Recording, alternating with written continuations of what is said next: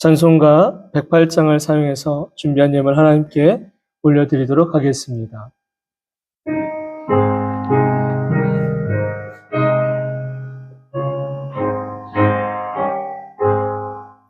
그 어린 주 예수 늘 자리 없어 그 귀하신 몸이 우유에 있네.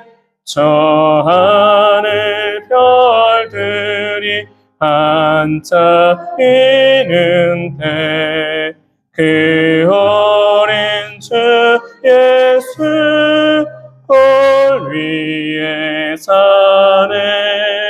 저 육축 소리에 아기 삼게나 그 순하신 예수 우시지 않네. 그 귀한 예수를 나 사랑하니 새날이 밝도록 함께 하소서. 주 예수 내 곁에 가까이 계셔 그는 한없는 사랑 늘 베푸시고 온 세상 악인을 다 품어주사 주 품 안에 안겨 살게 하소서.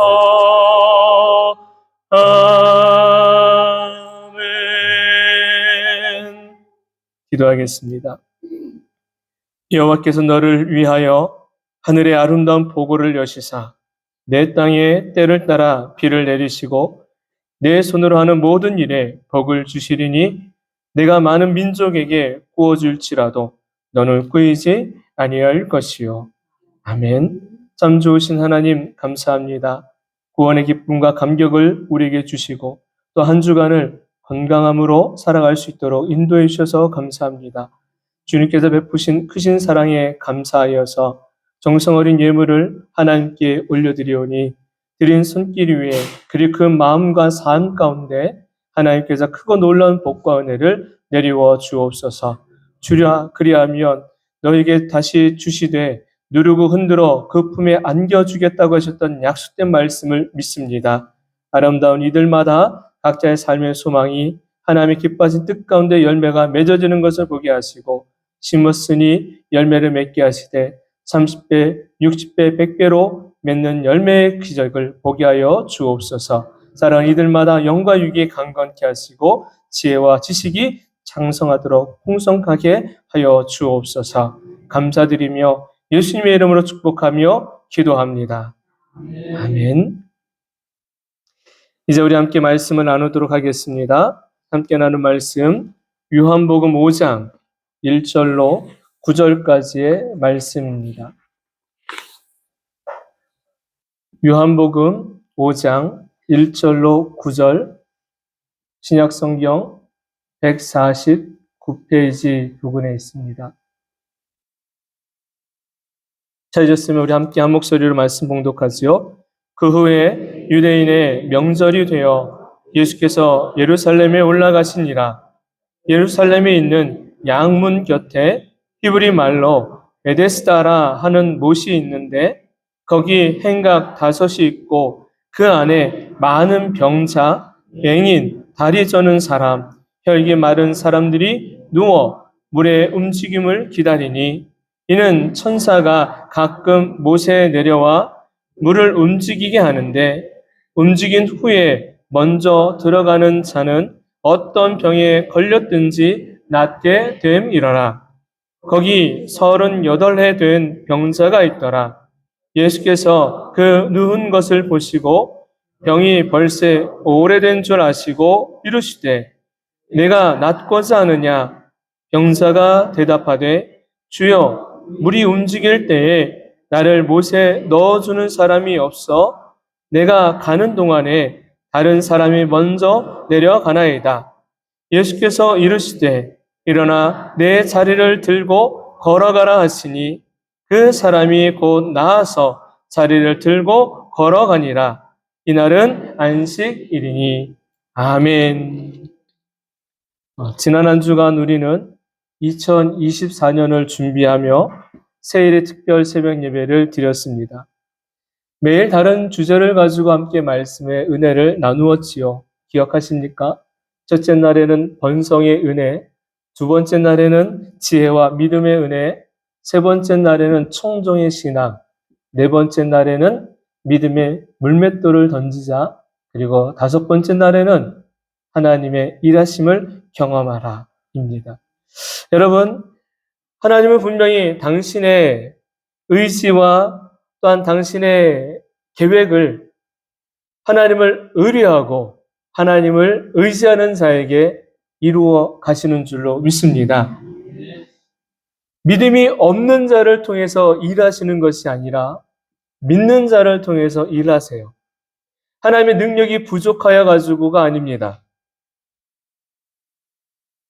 행하셔도 하나님을 믿지 않기 때문에 자기가 잘한 줄 알고 자기 자랑이 되고 교만함의 탑을 쌓아가는 계기를 하나님이 허락하지 않으신다라는 거예요. 하지만 믿는 자에게는요, 그 믿음의 역사를 통해 하나님의 영광을 나타나게 하시고 또한 믿는 자의 삶의 지경 속에 하나님의 은혜가 있음을 알게 하시는 줄로 믿습니다. 저와 여러분은 내 삶을 통해 하나님의 영광이 나타나야 됩니다. 그 삶이 하나님 자녀의 마땅한 삶인 것이에요. 이런 이야기가 있죠. 일찍 일어나는 새가 벌레를 잡는다라는 겁니다. 먼저 사모함으로 2024년을 시작하면 그런 남다르게 준비한 이들에게 하나님의 여호와 이레의 복과 또한 역사가 나타나게 할 줄로 믿습니다. 혹자는 또 이렇게 이야기해요. 일찍 일어나면 더 피곤하다라는 시그니컬한 표현을 하는 분들도 계십니다. 여러분, 우리에게 왜 귀하고도 복된 날들을 먼저 주셨는가를 생각하세요. 사고의 전환이 내 삶의 방향을 다르게 하고 행동의 변화가 내 삶의 또 다른 하나님의 축복을 먼저 얻게 한다는 것을 기억하시기를 바랍니다. 주님은 주님을 더 찾고 바라는 이에게 크신 은혜와 사랑을 베풀어 주시고 하나님의 선한 일들이 이루어지도록 종용하시며 역사하신다는 사실이에요. 사람은 자꾸만 자기를 찾아오면 귀찮아하기도 합니다. 하지만 기억하세요. 하나님은 당신을 찾는 자를 절대로 귀찮아하지 않는다라는 겁니다. 크던 일이든 자그마한 일이든 사소한 일이든 별 볼 일 없어 보이는 일이든 간에 하나님을 지속적으로 찾는 자와 하나님은 더 기쁨의 만남을 갖길 원한다라는 사실을 우리는 늘 알아야 되는 것이에요. 여러분, 하나님은 우리의 목자가 되십니다. 그 목자는 양의 음성을 언제나 들을 준비를 하고 계세요. 하나님은 꽉 막힌 분이 아니십니다. 하나님은 언제나 열린 마음을 갖고 또한 들을 준비가 항상 되어져 있는 분이라는 것을 우리는 알아야 돼요.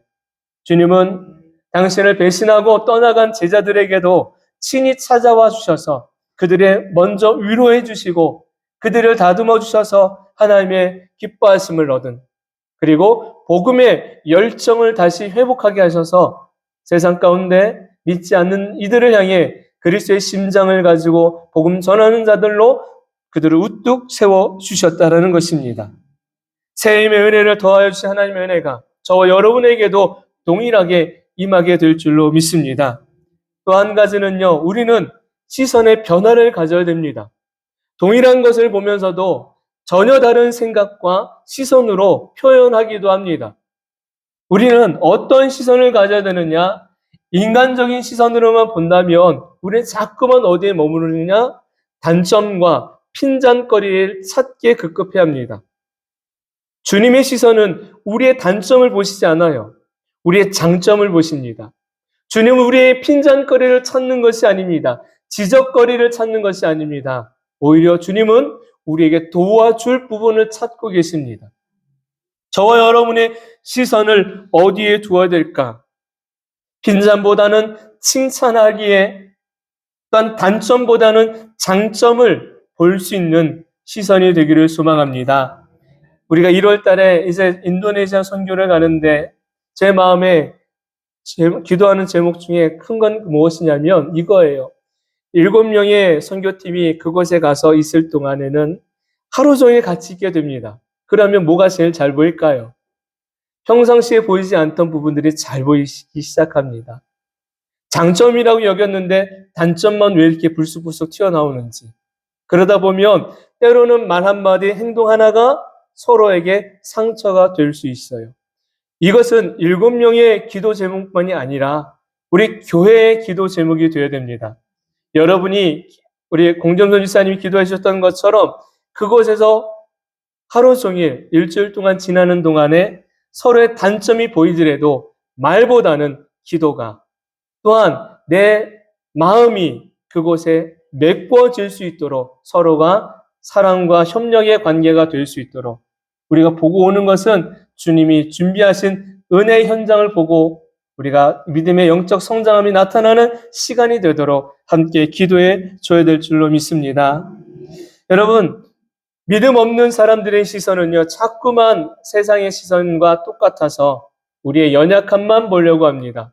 그리고 그것을 어떻게든지 끄집어내고 상처 주고 아프게 해서 병들게 만드는 게 세상의 시선이라면, 주님의 시선은, 주님의 음성은, 주님의 행하심은 오히려 반대인 거예요. 우리가 자꾸만 나의 연약함의 시선으로 보지 말고 주님이 베풀어 주신 은혜의 시선을 갖고 저와 여러분이 누군가를 향할 수 있기를 주님의 이름으로 축원합니다. 주님의 시선은 사랑이고 자비이고 긍휼입니다. 그리고 주님의 언어는 생명입니다. 이런 것을 우리는 온전히 본받는 하나님의 백성이 되어야 할 줄로 믿습니다. 우리의 좌우 앞뒤에 계신 분들에게 이렇게 한번 인사하죠. 주님을 닮아갑시다. 한 번 더요. 한 주간 수고 많으셨습니다. 예, 여러분 모두를 주님의 이름으로 사랑하고 축복합니다. 본문의 내용은 이러하죠.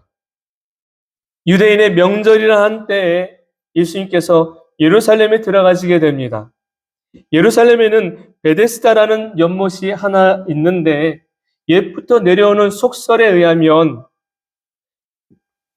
물이 움직이게 될 때 어떤 병을 가진 사람이라도 가장 먼저 그 못에 들어가는 자는 질병의 깨끗함을, 나음을 얻게 된다라는 속설이 전해 내려오고 있었습니다. 그래서 베데스다 연못에 행각 5개가 있고 그곳에는 많은 병든 자가 모여 있었습니다. 이 사람들의 시선은 온통 한 곳을 향하고 있었죠. 바로 베데스다 연못가였습니다. 오직 그들의 바람은 언제가 될지를 모르지만 그 연못이 움직이게 되는 것을 보기를 원했던 거예요. 그래서 그 많은 사람들이 그곳에서 기다리고 있었습니다. 그런데 그곳에 마침 예수님이 가시게 되고 누구를 만나느냐면 38해 동안 중한 질병으로 앓고 있던 그 한 사람 병든 자를 만나게 됩니다. 그리고 마침 예수님은 그 사람을 고쳐주시고 나서 그에게 이렇게 말씀합니다. 그는 죄인입니다. 고치신 이후에 너는 이제부터 다시는 죄를 짓지 말라라는 말씀을 하십니다. 예수님은 그 만남과 그 사람을 고쳐주신 관계성 속에서 단지 육신의 질병만을 고쳐주신 것이 아니라 그 사람에게 영원한 영생의 길이 있다라는 것을 가르쳐 주셨어요. 38해 동안에 질병으로 앓던 이 사람의 모든 삶은 그냥 망가진 삶입니다. 삶은 피폐하였고 마음도 피폐하였고 관계도 끊어진 철저히 외로운 인생을 산 인물이시오. 그 사람에게 예수님이 찾아와 새 삶의 시작을, 그리고 새로운 관계를, 새로운 삶의 역사를 나타내 주신 말씀이 바로 오늘 본문의 내용인 것입니다. 오늘 이 말씀을 통해 저와 여러분에게 영생의 길이, 회복의 길이 또한 하나님의 은혜가 우리들에게 있다라는 사실을 말씀을 통해 함께 나누고자 합니다. 첫 번째는 이것입니다. 외로운 삶을 살아온 이에게입니다. 본문 말씀, 우리 7절 말씀을 함께 읽어보도록 하지요. 7절입니다. 병자가 대답하되 주여 물이 움직일 때에 나를 못에 넣어주는 사람이 없어 내가 가는 동안에 다른 사람이 먼저 내려가나이다. 아멘. 예수님의 3년의 공생의 사역을 대부분 어디서 하셨느냐면 갈릴리 지역을 중심으로 사역을 하십니다. 말씀을 읽다가 예루살렘으로 예수님이 들어가셨다라는 것은요, 흔한 일이 아니에요. 특별한 일과 특별한 목적이 있을 때만 예루살렘에 방문하셨고 대부분의 사역은 갈릴리를 중심으로 사역하셨습니다. 예수님께서 예루살렘에 들어가셨어요. 그런데 오늘 본문 말씀 보니까 1절에 이 때가 어느 때인지 이렇게 기록되어져 있습니다. 그 후에 유대인의 명절이니라고 나옵니다. 여러분, 명절 분위기를 우리가 너무 잘 알지요. 명절 분위기는 우울합니까? 아니면 화기애애합니까? 화기애애합니다. 들떠 있습니까? 축 처져 있습니까? 들떠 있어요. 명절이 되면, 설날이 되면 아이들은 세뱃돈 받을 거에 기뻐하게 되고, 또한 추석이 되면 한 해의 추수에 감사하고 또한 풍성함으로 인해서 즐거워합니다. 명절이라는 것을 우리가 들어보면 모든 것이 들떠 있고 웃음이 넘쳐나는 시기가 명절이에요. 그런데 다른 사람들은 즐거워할지라도 즐거워하지 못하는 이들이 있습니다. 바로 어떤 사람들? 외로운 사람들, 갈 곳이 없는 사람들, 찾아와 주는 사람도 만날 사람도 없는 사람들, 더욱이 몸이 병들어서 내 곁에 아무도 없는 사람들. 이 사람들은 다른 사람들은 즐거워하는 명절일지라도 자기만큼은 즐거워할 수가 없습니다. 오히려 그 시간이 더 괴롭고 고통스러울 수가 있어요. 오늘 말씀해 보니까 그 유대인의 명절, 어느 명절인지, 그러나 그 명절에 예수님이 예루살렘에 올라가셨습니다. 그곳에 베데스다라는 연못가에로 예수님이 가시게 되고 행각이 5개가 있는데 누구를 만나게 돼요? 많은 병든 자들이 있음을 보시게 돼요. 각색 질병으로 그 사람들은 고통스러워하고 있는 사람들입니다. 베데스다라는 말은 히브리 말로 이런 의미가 있어요. 베데스다, 긍휼의 집, 자비의 집이라는 의미가 있습니다. 예루살렘에는 많은 문들이 있죠. 들어가는 문들이. 그런데 본문 말씀에 베데스다 연못가로 들어가는 문을 양문이라는 양문. 말씀 보니까 이렇게 나와요. 2절에 예루살렘에 있는 양문 곁에. 자, 여쭤볼게요. 양문. 사람이 들어가는 길일까요? 짐승이 들어가는 길일까요? 양문. 양이 들어가는 문이에요. 그런데 이때는요, 늘 문이 열려 있는 것이 아니라 특별한 때에만 문이 열려요. 양이 들어가는 문, 다시 말하면 절기 때, 명절 때, 하나님께 제사 드릴 때 제물 되는 양을 이끌고 들어갈 때만 그 문이 열리는 거예요. 하나님께 제사 드릴 때에 제물, 양을 이끌고 가죠. 왜 양을 이끌고 갈까요?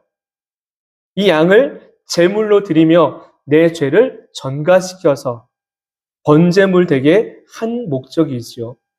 자, 양의 문이 양을 이끌고 들어가는 그때에 그 첫 번째 만나는 사람들이 누구냐면 바로 소외되고 가난한 사람들, 병든 자들인 것입니다.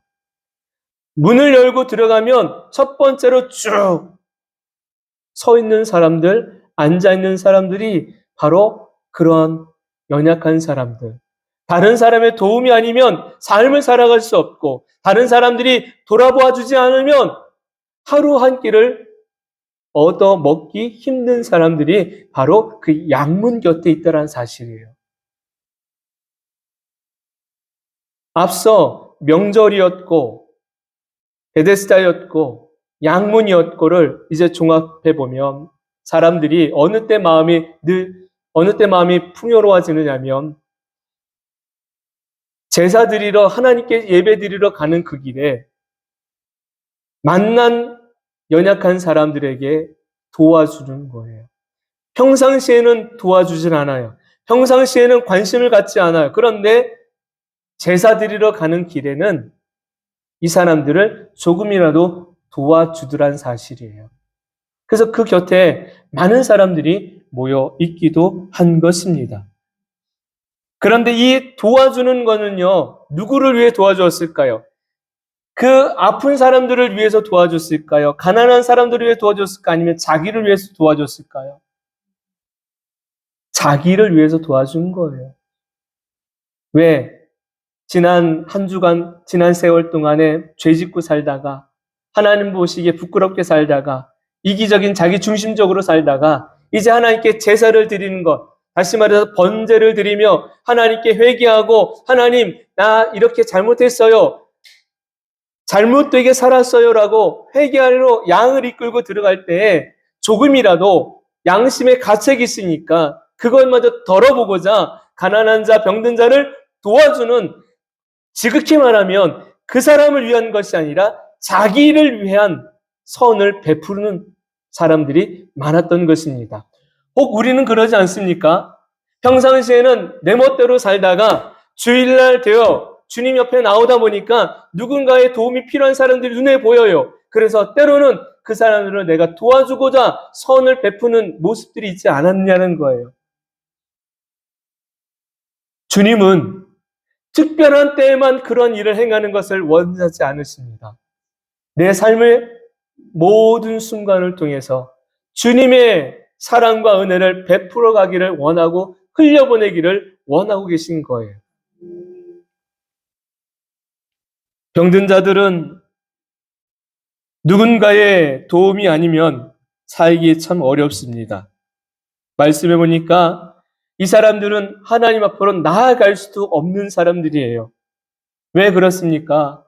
이때 시대적인 배경과 상황을 우리가 미루어 보면 병이 있는 사람들은 하나님으로부터 징계를 받았다고 생각했어요.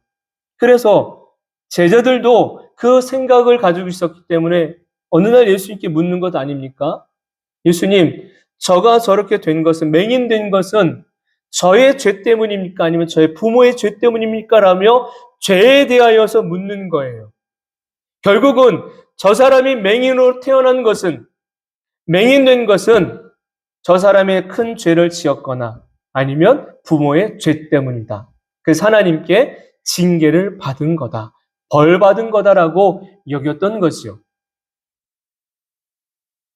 다른 사람들도 그런 생각을 가지고 있었던 거예요. 그래서 병이 있거나 뭔가 장애를 가지고 태어나면 하나님의 징계를 받은 사람들이라고 도장을 꽝 찍었던 것이, 낙인을 찍은 것입니다.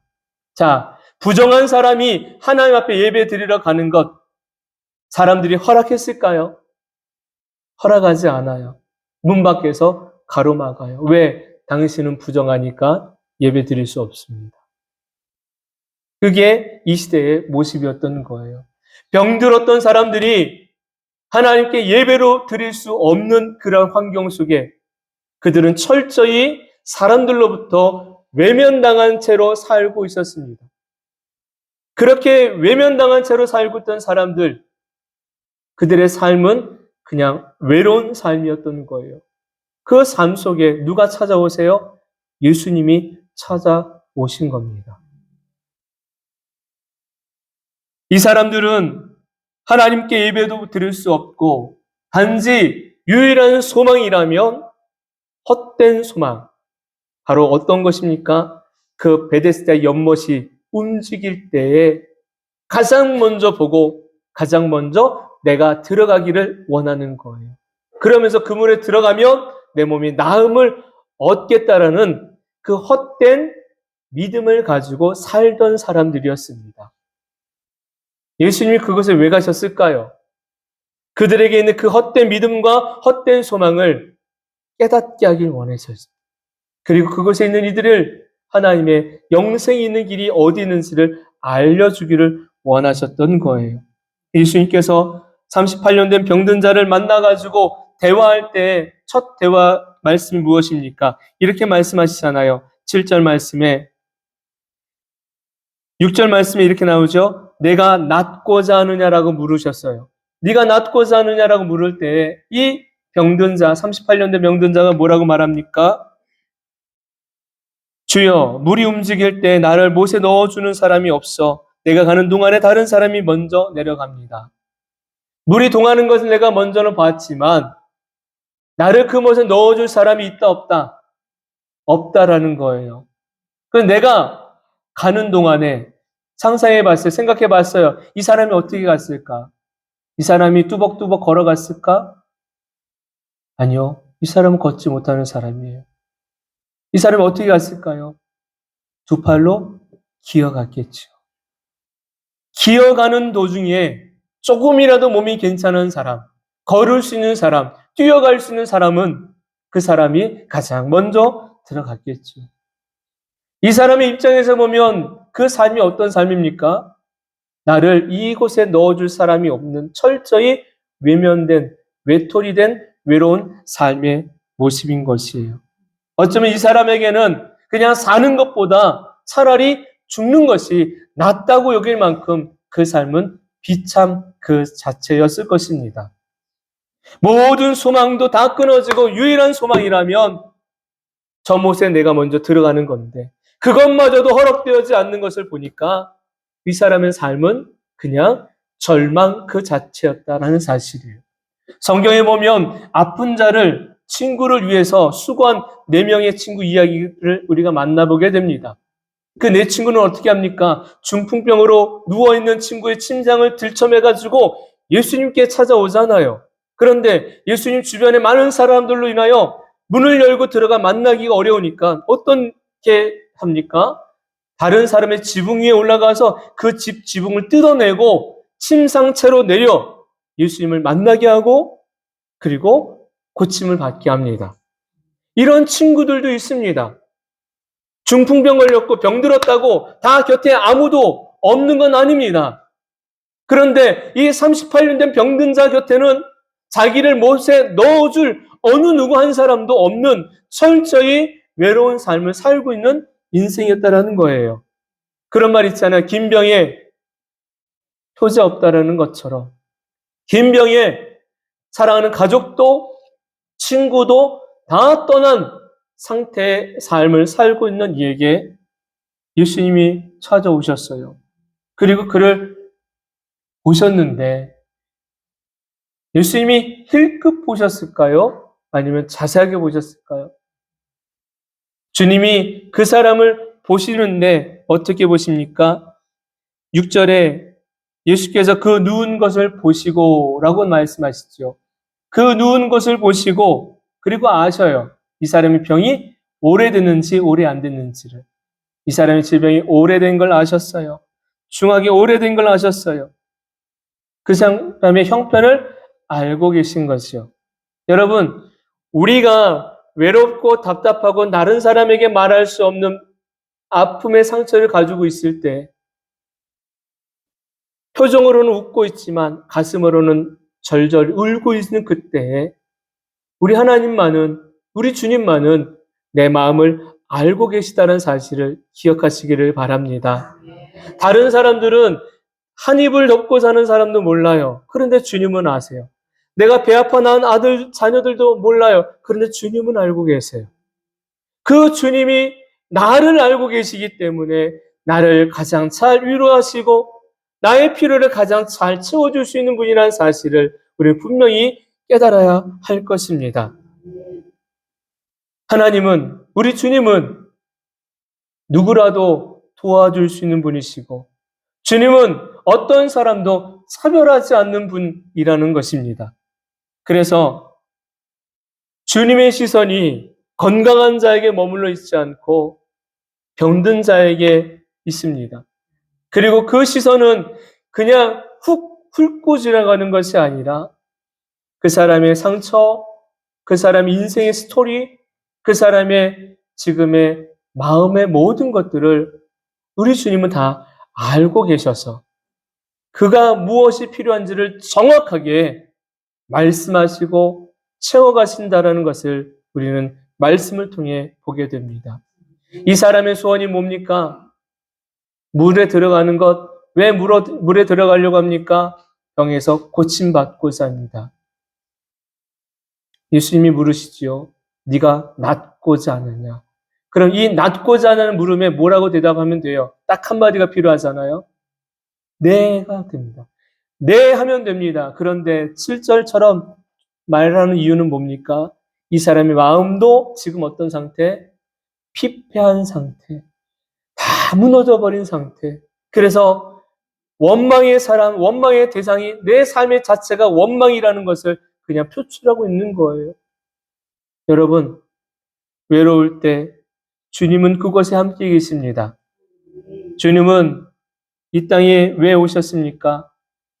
분명히 말씀하셨어요. 내가 의인을 부르러 온 것이 아니고 죄인을 불러 그들로 회개하여 영원한 하나님 나라에 이르게 하기 위하여 오셨고, 건강한 자에게는 의원이 쓸데없지만 병든 자에게라야 의원이 쓸데 있는 것처럼, 필요한 것처럼 주님은 외롭고 소외되고 병들고 절망에 있는 이들을 위하여 이 땅에 오셨다라는 것이에요. 그리고 그들에게 무엇을 주길 원하십니까? 새 소망을 주길 원하십니다. 저와 여러분이 죄 가운데 영원히 죽을 수밖에 없는 영혼이지만 주님이 왜 찾아오셨어요? 왜 이 땅에 오셨어요? 바로 그런 우리를 영원한 생명 있는 하나님의 백성 되기 위하여, 구원받게 하기 위하여 이 땅에 오셨다는 것을 기억하시기를 바랍니다. 두 번째, 베데스다에 임한 구원의 은혜입니다. 본문 말씀 8절과 9절을 같이 읽지요. 8절 9절입니다. 예수께서 이르시되 일어나 내 자리를 들고 걸어가라 하시니 그 사람이 곧 나아서 자리를 들고 걸어가니라. 이날은 안식이니. 아멘. 예수님께서 이 땅에 오신 목적, 의인을 부르러 온 것 아니고 죄인을 부르러 왔습니다. 마태복음 1장 21절은 더 명확하게 알려주시지요. 아들을 낳으리니 이름을 예수라 하라. 이는 그가 자기 백성을 그들의 죄에서 구원할 자이십니다. 바로 하나님의 백성된 이들을 죄 가운데서 구원하기 위하여 오셨습니다. 오랜 지병으로 이 아픔 가운데 홀로 전전긍긍하며 살던 이 사람에게 예수님이 찾아와 만나 주셔요. 이 만남은 이 사람에게 어떤 만남이었을까요? 인생의 전환이 일어나는 만남입니다. 저와 여러분에게는 삶의 인생의 터닝 포인트들이 다 있어요. 그 인생의 전환점 가운데 내가 누구를 만났느냐, 내가 어떤 사건을 경험했느냐, 어떤 말씀을 들었느냐에 따라 내 삶의 방향이 달라지게 되고 그 방향을 통하여 하나님의 놀라운 역사를 경험하게 되는 것입니다. 이 사람의 만남은 암흑과 같은 긴 터널이 끝나고 광명의 빛 가운데로 다시 나아감을 얻는 새로운 출발의 만남이 되었습니다.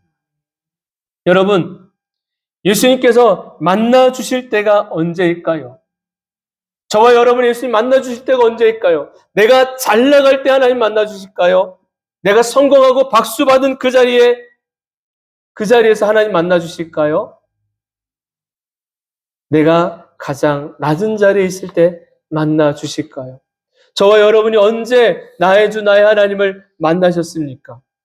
여러분이 만난 그 주님을 한번 기억해 보십시오. 내가 세상에서 잘 나갈 때 주님이 나를 만나 주셨는가? 아니면 내가 가장 힘들고 어렵고 괴로울 때 주님이 나를 만나 주셨는가?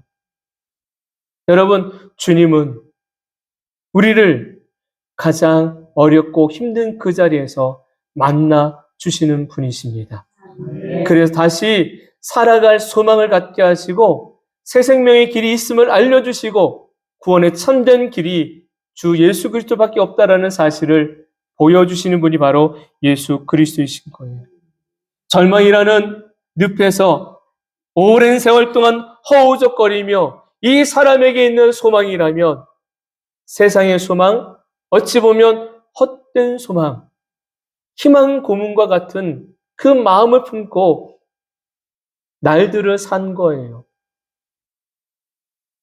저와 여러분이 세상의 헛된 소망을 가지고 희망 고문처럼 그 속에서 혹시 살아가고 있진 않습니까?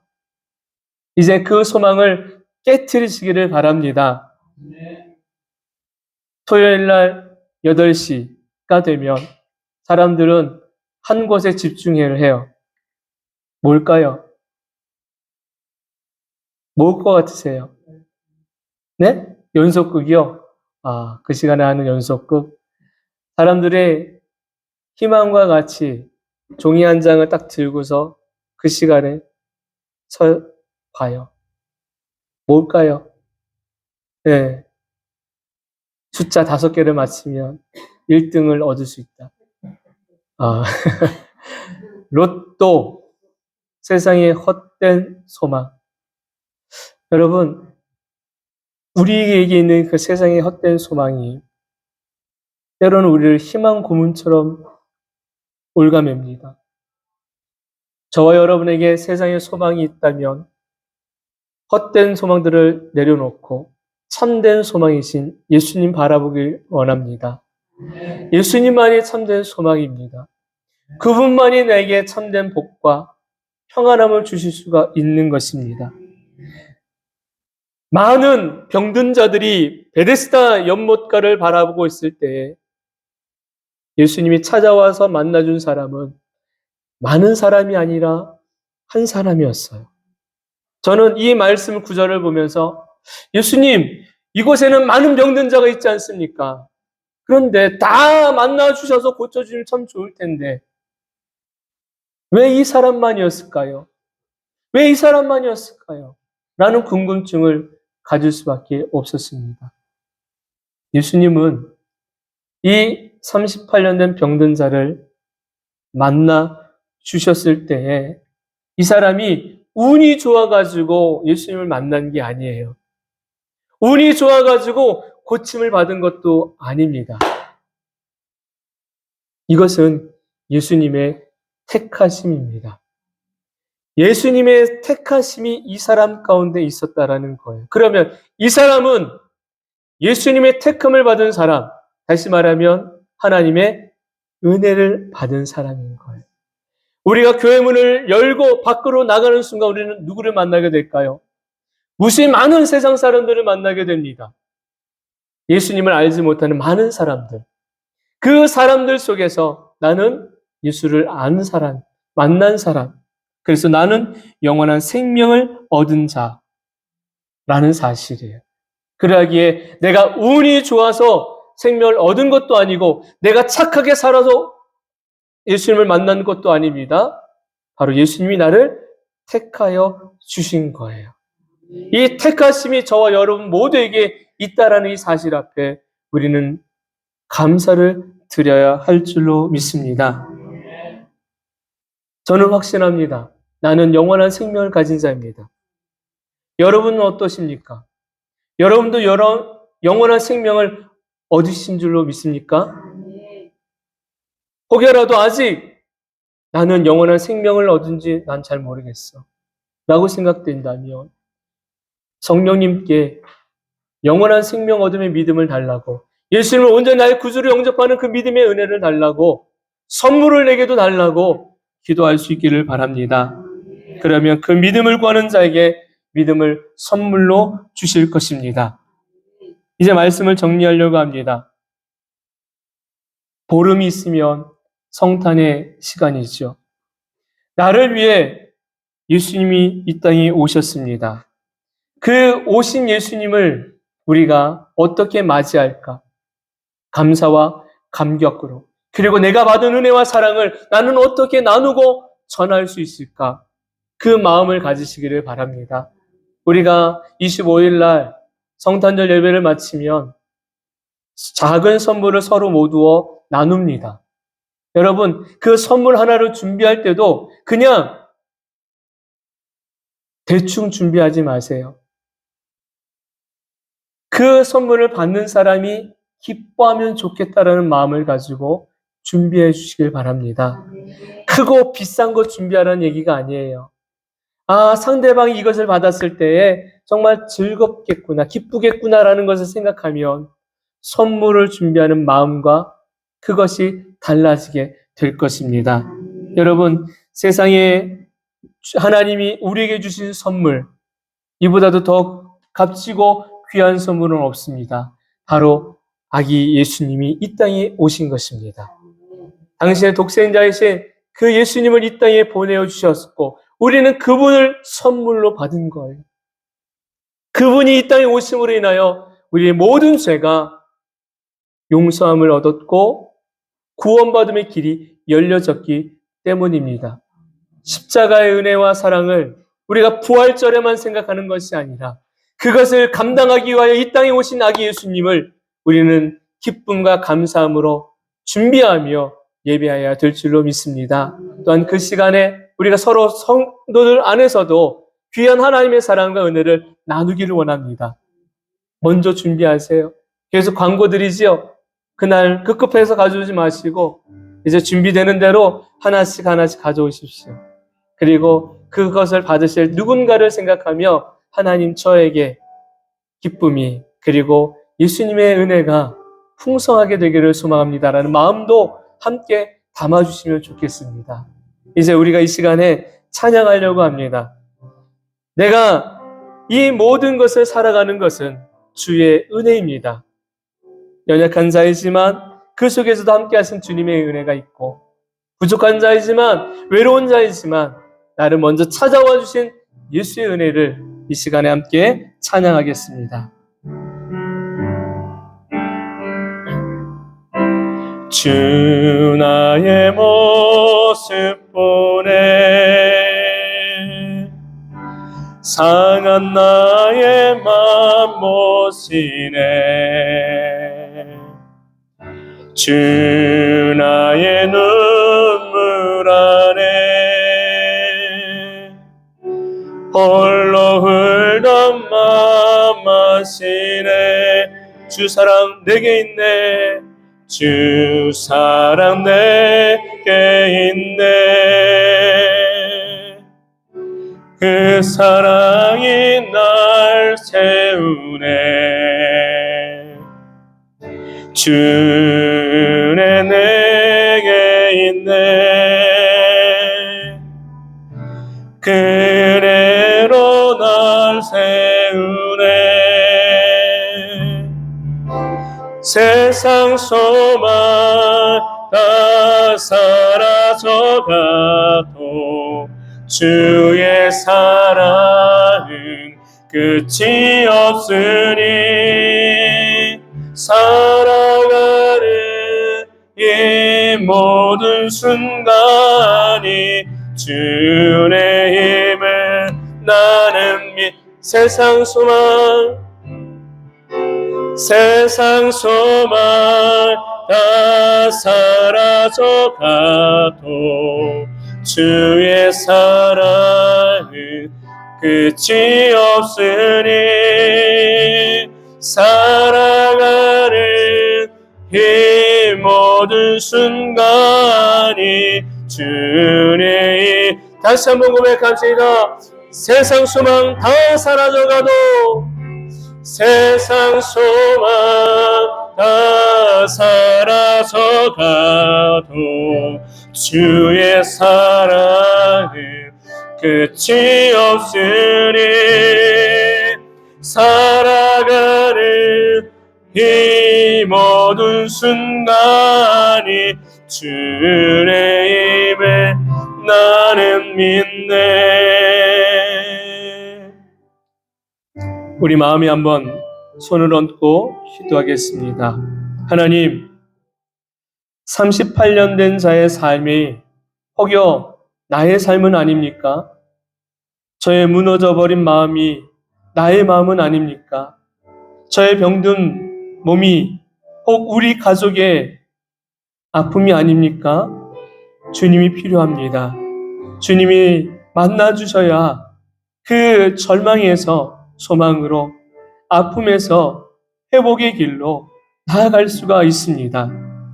이곳에서 기도하는 모든 이들의 마음과 삶을 하나님 붙들어 주시고 찾아와 주셔서 그거 놀라운 은혜를 베풀어 주시기를 원합니다. 회복의 은혜가 나타나는 삶 되게 하시고 기쁨이 넘쳐나는 삶이 되게 하시고 질병 가운데 고침받아 주님이 주시는 새날을 맞이하는 아름다운 삶이 될 수 있도록 도와주시옵소서. 세상에 어떤 소망을 품고 살아가는 삶이 아니라 분명하고 확실한 소망 되신 예수님을 나의 구주로 모시고 사는 아름다운 성도들 모두가 되기를 간구합니다.